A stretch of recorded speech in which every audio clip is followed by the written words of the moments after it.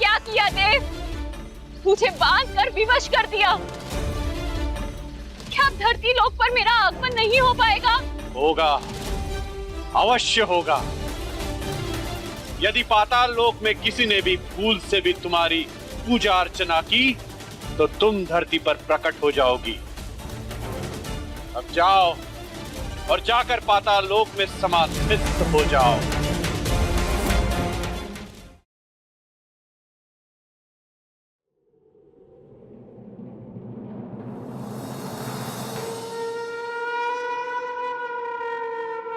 परशुराम का ये 8वां बाण अब मैं किसी भी मूल्य पर पुनः परशुराम के हाथ में नहीं पहुंचने दूंगा। यदि ये बाण किसी भी प्रकार देवी लक्ष्मी के अधिकार में चला जाए तो संसार की कोई भी शक्ति इसे पुनः प्राप्त नहीं कर सकती। किंतु कैसे? क्योंकि देवी लक्ष्मी को जागृत करने का अर्थ है स्वयं के लिए संकट मोल लेना।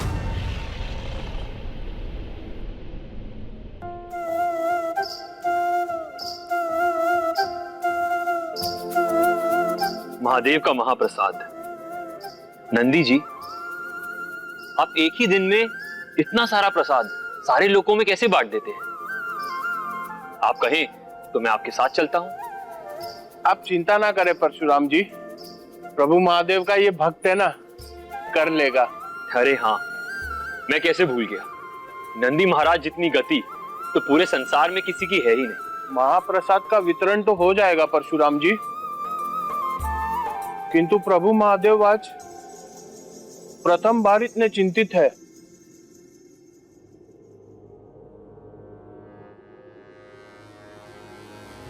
जो हमें अत्यंत विचलित कर रहा है। अवश्य ही उस बाण की चिंता महादेव को विचलित कर रही है जो अभी देवी लक्ष्मी के चरणों में और उस पर रावण की दृष्टि जमी हुई है।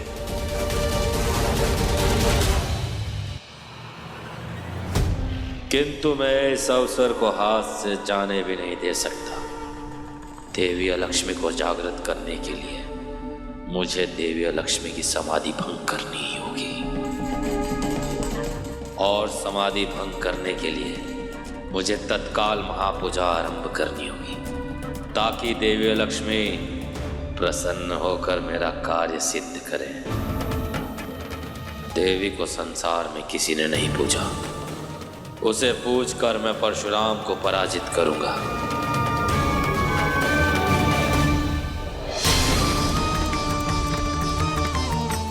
क्या बात है स्वामी, आज से पूर्व आपको इतने चिंतित होते कभी नहीं देखा।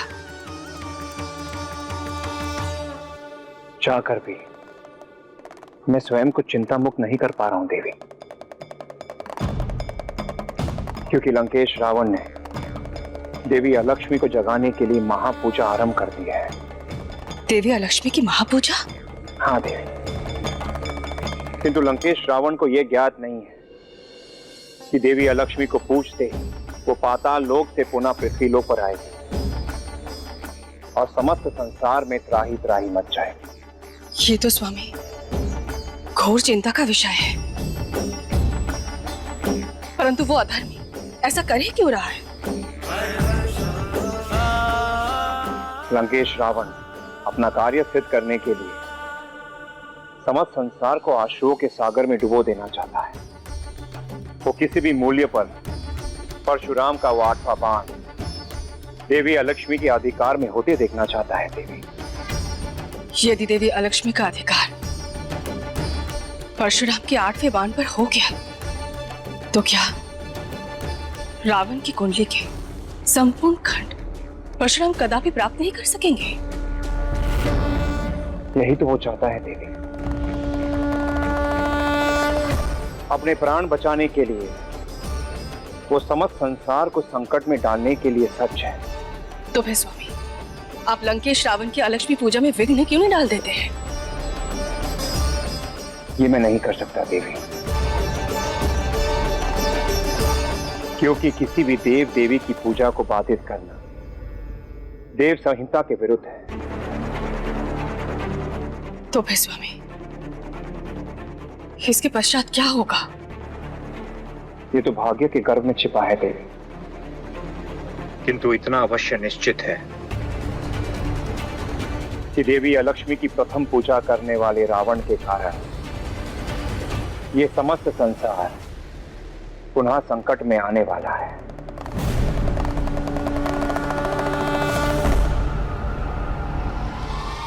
ओम लक्ष्मी देव्य नमः। ओम लक्ष्मी देव्य नमः। ओम लक्ष्मी देव्य नमः। ओम लक्ष्मी देव्य नमः। ओम लक्ष्मी देव्य नमः। ओम लक्ष्मी देव्य नमः। ओम लक्ष्मी देव्य नमः।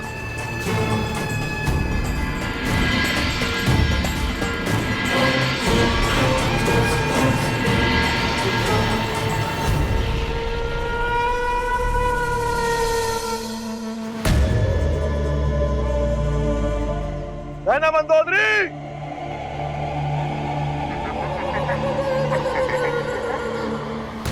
मंदोदरी बहना,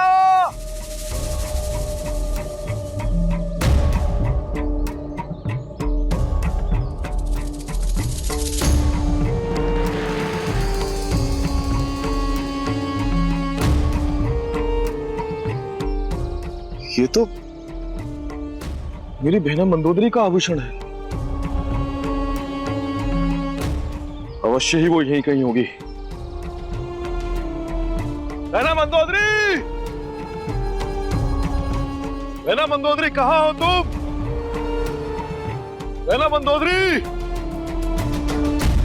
बहना मंदोदरी कहाँ हो तुम? बहना,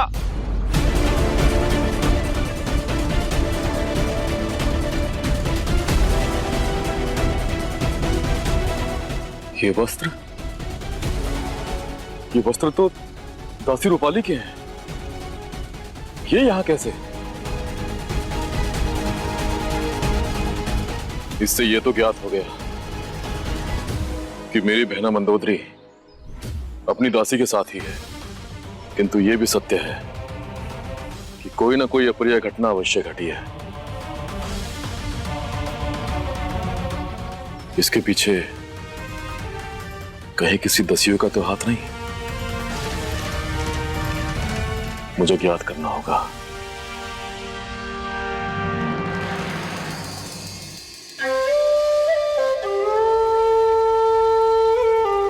दुष्ट, बंद करो अपना ये बांसुरी वादन। तुम्हारे इस बांसुरी वादन को सुन सुनकर मेरे शीश में पीड़ा हो रही है। किंतु मेरी पीड़ा का क्या? कब से विवाह का प्रस्ताव दे रहा हूं, तुम मुझसे बार बार ठुकराए जा रही हो। ऐसा तो ना करो सुंदरी। तुम ये क्यों और किसके लिए कर रहे हो ये मुझे ज्ञात नहीं, किंतु हाँ, मुझे इतना ज्ञात है कि तूने लंकेश की पत्नी को हाथ लगाकर अपनी मृत्यु निश्चित कर ली है। चुप! तुम्हारे स्थान पर कोई और सुंदरी होती तो उसे मृत्यु के घाट उतारता हुए वैसा सुर, परंतु तुम लंकेश की पत्नी हो, इसलिए तुम्हें थोड़ी सी छूट दे रहा हूं, अन्यथा तुम मेरी शक्ति से अवगत नहीं हो। इसलिए बोल रहा हूं, मेरी बात को मान लो। बहना मंदोदरी, बहना मंदोदरी कहाँ हो तुम? ये तो मेरे प्रिय भ्राता मायावी का स्वर है। बहना मंदोदरी कहाँ हो तुम? अब देखना वो तेरा क्या हश्र करता है। दुष्ट,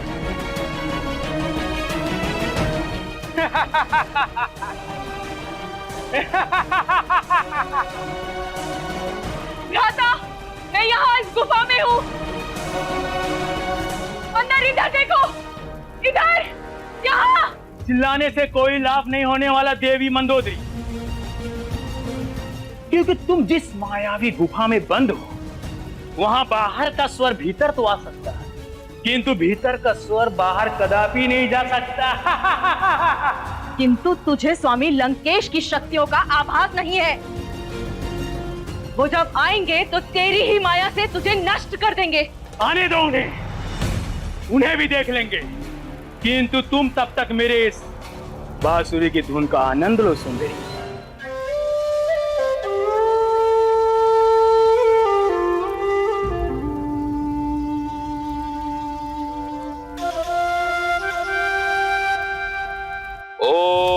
अलक्ष्मी देवे नमः।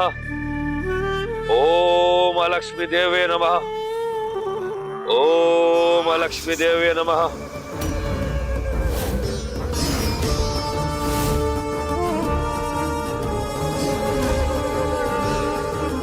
कौन है तू साहसी जिसने देवी अलक्ष्मी को जागृत करने का दुस्साहस किया है? पता तो होगा ही तुझे कि मैं कौन हूँ। मुझे ज्ञात है माते, आप वो हैं जिसके साथ समस्त देवियों ने मिलकर महाछल किया। ठीक उसी प्रकार जिस प्रकार देवताओं ने मिलकर हम असुरों के साथ छल किया है। जिस देवी का स्थान स्वर्ग लोक में होना चाहिए था, उस देवी को पाताल लोक के गहन अंधकार में धकेल दिया। ठीक उसी प्रकार जिस प्रकार सभी देवताओं ने मिलकर हम असुरों को अमृत से वंचित कर दिया और हमारे हाथ विष थमा दिया। इसलिए माते, आपके ही भांति आपका ये पुत्र भी दुखी है और इसी कारण मैं आपकी पूजा कर रहा था माते। मुझे किसी ने प्रथम बार माता कहा है। मुझे अपनी पूजा से जागृत करने वाले कौन हो तुम भक्त? माते, मैं हूँ लंकेश रावण। हे लंकेश रावण, मेरी पूजा करने का साहस ना ही कोई देव कर पाया है, ना ही दानव और ना ही मनुष्य। किंतु आज तूने मुझे पूछकर मुझे अति प्रसन्न किया है। तेरी पूजा की शक्ति से मेरे समस्त बंधन खुल गए हैं और आज मैं इस पाताल लोक से स्वतंत्र हो गई हूँ। धन और वैभव छोड़कर तू जो भी मुझसे मांगेगा मैं तुझे वरदान में दूंगी। हे देवी अलक्ष्मी, आपके चरण कमल समीप जो ये बाण रखा है, उस बाण को आप अपने अधिकार में ले लीजिए। ये बाण किसी भी मूल्य पर उस परशुराम को प्राप्त नहीं होना चाहिए जिसके धनुष से ये छूटकर पाताल लोक में आ गिरा है।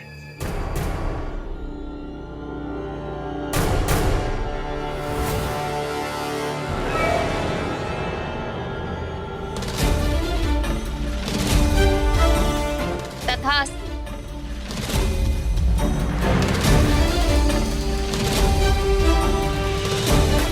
अब तू भी अपने स्थान पर चला जा, क्योंकि अब मेरा भी पाताल लोक के बंधन से मुक्त होकर धरती पर जाने का समय आ गया है। परशुराम का ये बाण अब मेरे पास ही रहेगा, कदापि वो मुझसे ये प्राप्त नहीं कर सकेगा।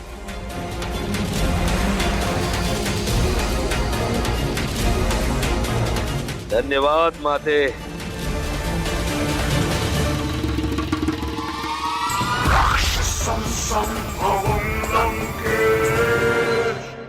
प्रभु, देवी लक्ष्मी के विषय में तो संपूर्ण संसार को ज्ञान है, किंतु देवी अलक्ष्मी के विषय में पूर्ण रूप से कोई नहीं जानता।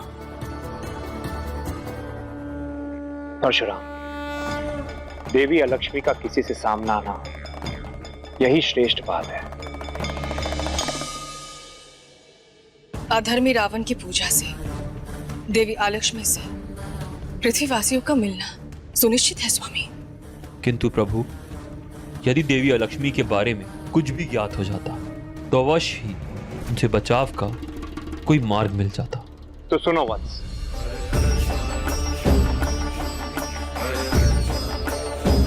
जब देव और असुर समुद्र मंथन कर रहे थे, तब विष और अमृत के अतिरिक्त समुद्र के गर्भ से दो और कलश प्राप्त हुए, एक स्वर्ण का और दूसरा मिट्टी का।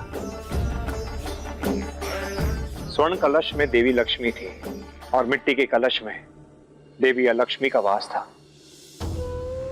जब सभी देवताओं को ज्ञात हुआ कि दरिद्रता की देवी अलक्ष्मी उस मिट्टी के कलश में है, तो सब भयभीत हो उठे और अलक्ष्मी से छुटकारा पाने के लिए वो देवराज इंद्र के समक्ष पहुंचे। तब देवराज इंद्र ने सभी देवताओं को अलक्ष्मी से छुटकारा दिलाने का वचन दिया और उस मिट्टी के कलश जिसमें अलक्ष्मी थी, उसे लेकर एक वन में चले गए।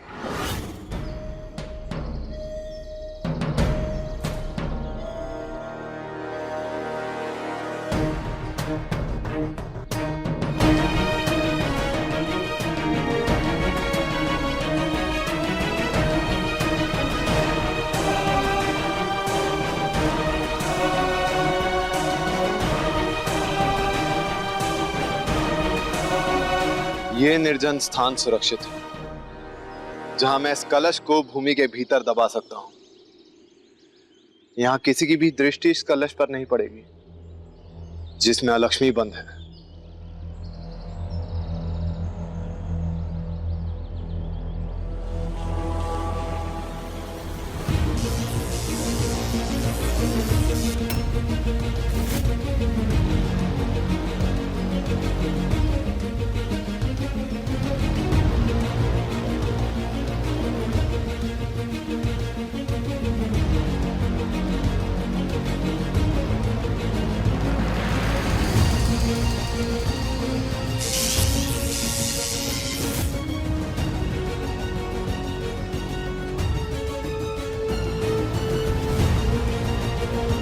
अब दरिद्रता की देवी इस भूमि में बंद है, अतः संकट समाप्त हुआ। इस पोटली में इतना धन तो है कि अब मुझे कदाचित पुनः चोरी करने की आवश्यकता ना पड़े। किंतु अगर यह पोटली किसी की दृष्टि में आ गई तो मेरा धन छिन भी सकता है। अतः मुझे इसे किसी सुरक्षित स्थान पर छिपाना होगा।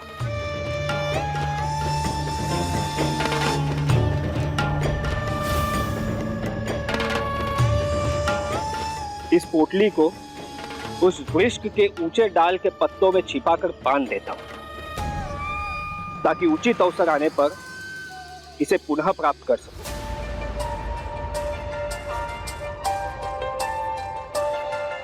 नहीं नहीं, यदि आंधी आ गई तो पत्ते बिखर जाएंगे और मेरे धन की ये पोटली किसी की दृष्टि में आ जाएगी।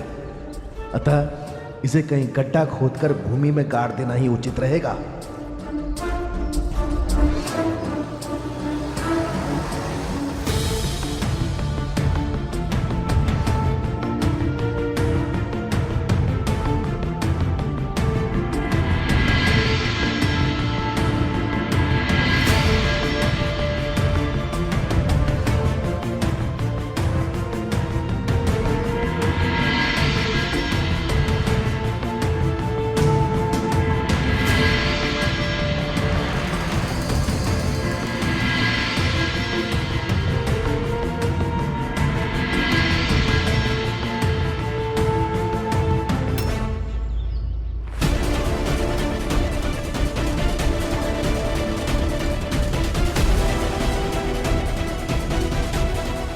अरे, ये मिट्टी का कलश यहाँ कौन छिपा के गया? अवश्य ही मेरे जैसा कोई दस्यु होगा जो अपने चुराए हुए धन को इस कलश में डालकर यहाँ मिट्टी के नीचे गाड़ के चला गया। किंतु अब ये धन भी मेरा है।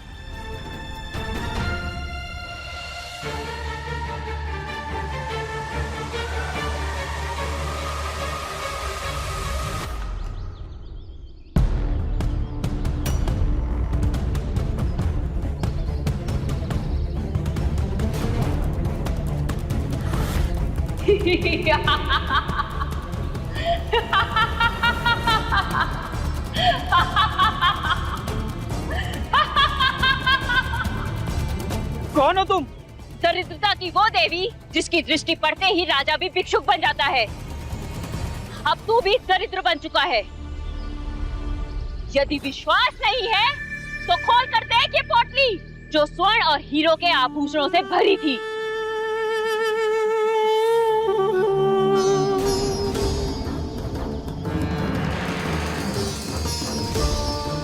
ये क्या? मेरा सारा धन कोयला बन गया। मैं तो लूट गया, बर्बाद हो गया। अब शीघ्र ही मेरी कुदृष्टि से दूर हो जा, अन्यथा तेरा ये शरीर राख हो जाएगा।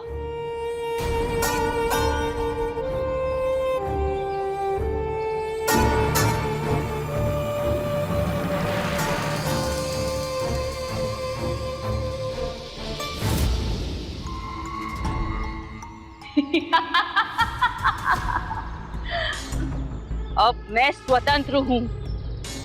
अब समस्त संसार को दरिद्र बना दूंगी मैं।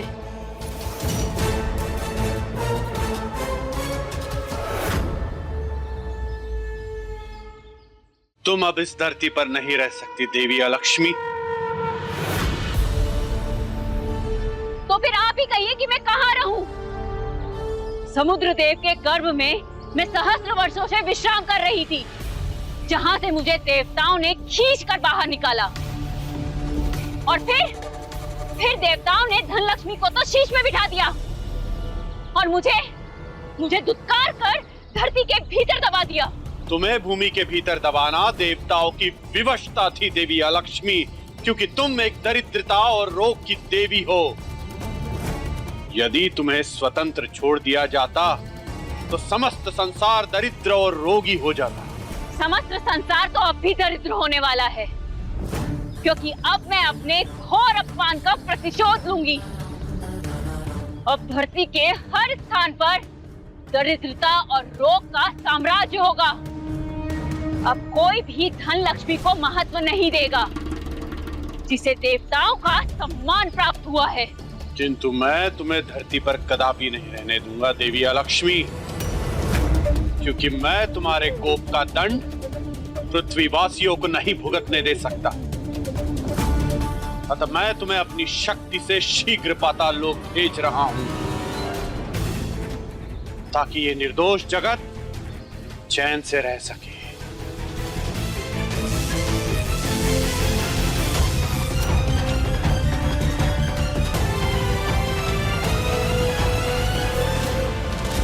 ये आपने क्या किया देव? मुझे बांधकर विवश कर दिया। क्या अब धरती लोक पर मेरा आगमन नहीं हो पाएगा? होगा, अवश्य होगा। यदि पाताल लोक में किसी ने भी भूल से भी तुम्हारी पूजा अर्चना की तो तुम धरती पर प्रकट हो जाओगी। अब जाओ और जाकर पाताल लोक में समाधिस्थ हो जाओ।